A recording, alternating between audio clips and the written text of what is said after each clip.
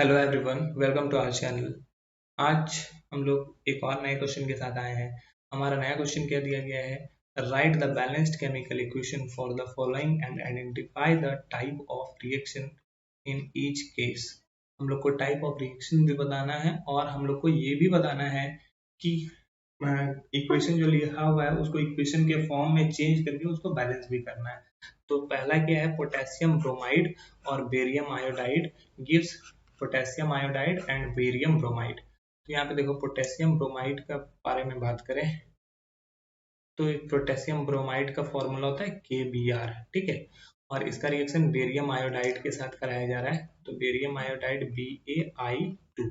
BaI2 इसलिए हो गया कि बेरियम का वैलेंसी 2 होता है, आयोडीन का वैलेंसी 1 होता है। क्रॉस मल्टीप्लीकेशन करोगे तो BaI2 बनाएगा। रिएक्शन करने के बाद ये पोटेशियम आयोडाइड बना लेता है, मतलब कि AI बना लेता है, और साथ में बन जाता है Ba बेरियम ब्रोमाइड, ठीक है, BaBr2, ठीक है। बेरियम ब्रोमाइड ये सॉलिड में है और ये एक्वस सॉल्यूशन है। तो ये क्या हुआ यहाँ पर? अगर ध्यान से देखोगे तो ये अगर ब्रेक करेगा तो ये ब्रेक करेगा तो K प्लस और Br माइनस, और यहाँ पे ये ब्रेक करेगा तो Ba2 प्लस 2I माइनस में ये ब्रेक करेगा। तो पोटेशियम किसके साथ जा रहा है? आयोडाइड के साथ जा रहा है, तो ये प्लस 2Ki बना लेगा, ठीक है। पहले बैलेंस कर लेते हैं, क्योंकि यहाँ पे आयोडीन 2 है तो दूसरी तरफ में भी 2 होना चाहिए, तो इस तरफ में बैलेंस करने के लिए 2 कर लेंगे। और यहाँ पे पोटेशियम 2 है, हो गया, तो इस तरफ में भी इसको बैलेंस करने के लिए 2Kbr से मल्टीप्लाई कर लेंगे। तो यहाँ पे Br भी 2 हो गया, जो कि यहाँ पर बैलेंस्ड है। तो इस तरह से ये होगा। यहाँ पर क्या हो रहा है कि Ba जो होगा वो इसके पार्टनर के साथ जा रहा है, Br के साथ, और पोटेशियम जो हो रहा है इसके पार्टनर के साथ जा रहा है, I के साथ। मतलब कि यहाँ पर क्या होगा, 2 लगने के बाद 2Kbr हो जाएगा, यहाँ पे 2K प्लस 2Br हो जाएगा। तो यहाँ पे BaBr2 हो जाएगा, ठीक है, जो कि इस फॉर्म में है। और पोटेशियम और आयोडीन ये क्या होगा? तो दोनों अपने क्या हो रहे हैं? आयन को एक्सचेंज कर रहे हैं। आयन अगर एक्सचेंज होता है तो उसको हम लोग क्या बोलते हैं? Double displacement reaction. Double displacement reaction, ये डबल डिस्प्लेसमेंट रिएक्शन दिया गया है, ओके। क्यों? क्योंकि दोनों अपने आयन को एक्सचेंज कर रहे हैं। Now second question is zinc carbonate gives zinc oxide and carbon dioxide. Zinc carbonate का फॉर्मूला अगर देखें तो जिंक कार्बोनेट को हम लोग लिख सकते हैं ZnCO3। तो ये जिंक कार्बोनेट को जब हीट किया जाता है तो हीट करने के बाद वो जिंक ऑक्साइड और कार्बन डाइऑक्साइड में कन्वर्ट होता है। तो जिंक ऑक्साइड हो गया ZnO और हमारा साथ में हो गया CO2। तो जिंक ऑक्साइड ये है हमारा, ठीक है। जिंक ऑक्साइड ये है, जिंक कार्बोनेट हमने ब्रेक करके बना, तो ये बैलेंस भी है क्योंकि जिंक 1, ऑक्सीजन यहाँ पे 3, तो 2 प्लस यहाँ पे 2 प्लस 1 3, और कार्बन भी बैलेंस है। तो यहाँ पर ये एक तरह से बैलेंस हो गया।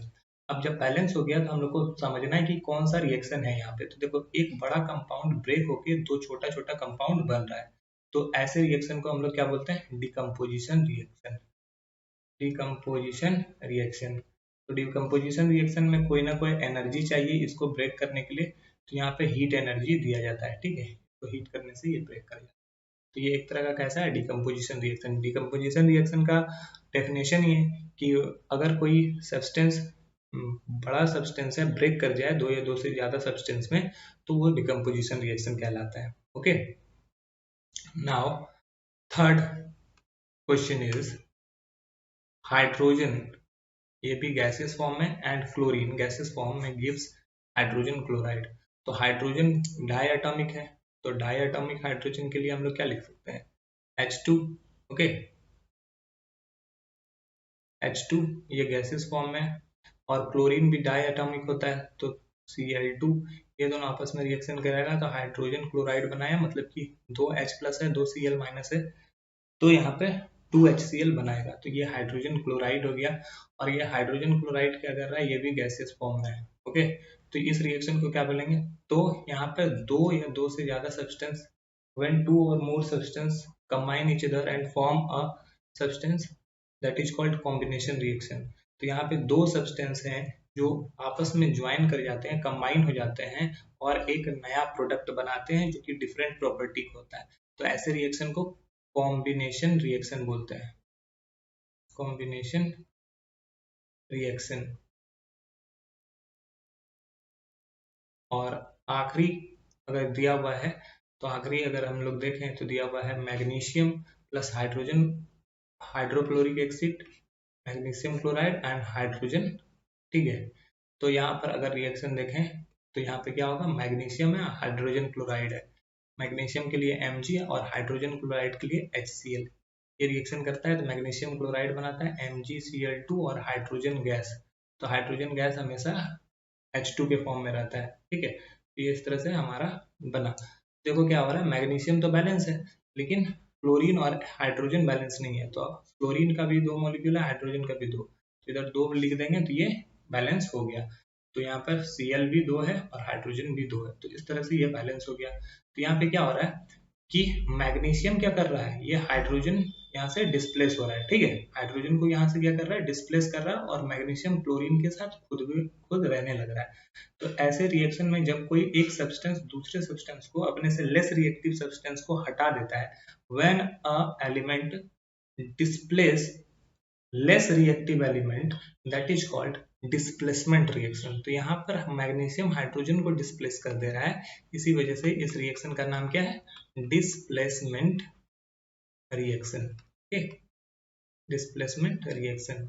तो आई होप ये आपको समझ में आ गया होगा। That's all, thank you.